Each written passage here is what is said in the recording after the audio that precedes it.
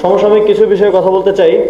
প্রথমত, ঈদকে কেন্দ্র করে আমরা দেখছি যে রাস্তাঘাটে চাঁদাবাজির পরিমাণ অনেক বেড়ে গেছে। বিশেষ করে যেই কোরবানির পশু পরিবহন যেই ব্যবস্থা, সেটার উপরে ভয়ানকভাবে চাঁদাবাজি হচ্ছে।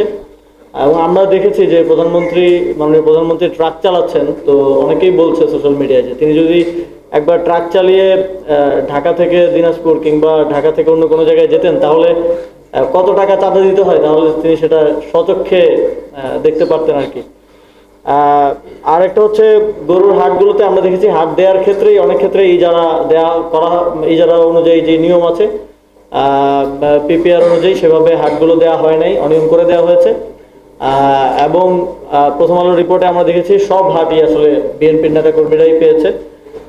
কিন্তু তারা হাটের জন্য যে নির্ধারিত জায়গা, সেই জায়গায় হাট না করে তারা রাস্তাঘাটে হাট করতেছে। অনেক জায়গায় আমরা দেখেছি যে হাট বরাদ্দ দেওয়া হয় নাই, কিন্তু পাড়ায় পাড়ায়, এটা গতবারও হয় নাই, এবার বিভিন্ন জায়গায়, যে আপনি বনশ্রীতে দেখেন, মোহাম্মদপুরে দেখেন, বিভিন্ন জায়গায় পাড়ায় পাড়ায় লোকাল নেতারা যারা হয়তো হাট পায় নাই, হাট পেতে চেয়েছিল, যারা থাকে না যে ওয়ার্ডের নেতা, তারা নিজেরা হাট বসাচ্ছে এবং সে হাসিল আদায় করছে।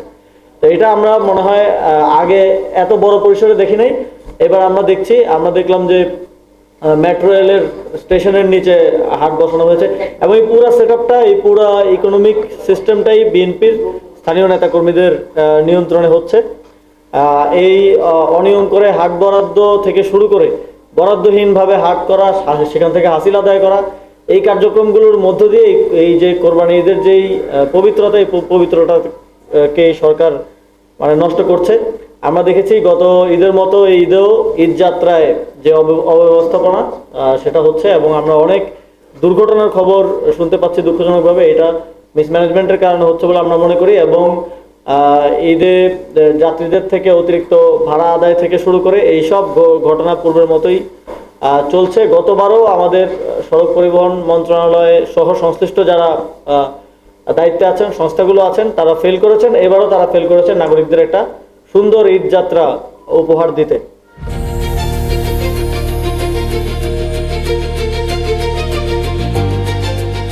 দিনাজপুর টিভি মানুষের জীবনের কথা বলে।